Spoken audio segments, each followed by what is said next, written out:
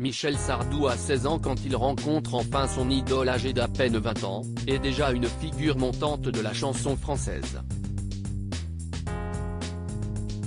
CST sur un tournage en Camargue où Johnny Hallyday donne la réplique au père de Michel Sardou que le jeune homme va faire la connaissance du taulier et lui présente timidement ses chansons. C'était à celui qui chantait le plus fort, faisait les notes les plus aiguës. 10 ans plus tard, Michel Sardou devient à son tour une grande figure musicale française, et dédie dans un album une chanson à celui qu'il admire intitulée Phénix. Il devient également l'ami de son idole d'enfance, bien que leur histoire soit également jalonnée de rivalité. Alors CST tout naturellement que lorsque l'occasion se présente de chanter avec Johnny Hallyday sur scène, Michel Sardou se sente pousser des ailes. Son ami musicien Pierre Villon qui l'accompagnait à Béziers pour ce concert témoigne de ce qu'il a pu voir lors des répétitions et sur la scène, pour Archives secrètes.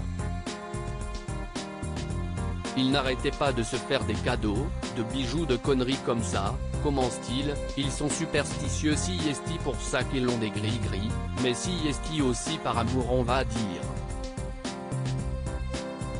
Car l'amitié entre les deux hommes est réciproque, Johnny avait lui-même déclaré pour moi Michel Sardou CST un excellent copain, et dans les nouveaux chanteurs CST le seul qu'on ne peut comparer à personne d'autre.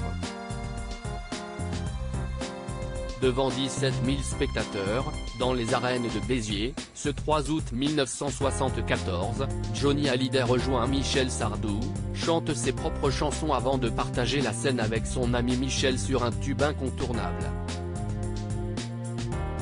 Alors ça a fini sur toute la musique que j'aime, oh mon Dieu.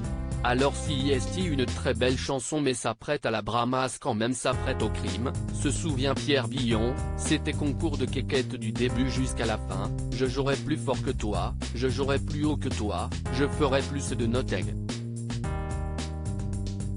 Je ne savais absolument pas dans quelle tonalité on jouait tellement c'était fort.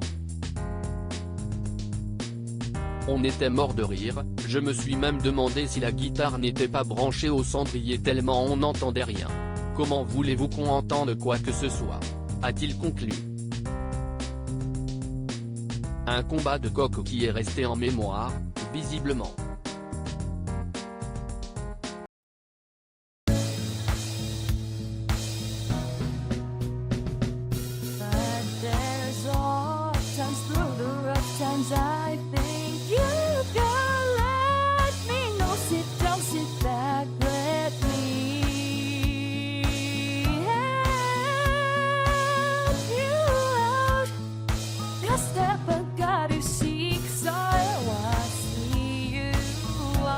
On your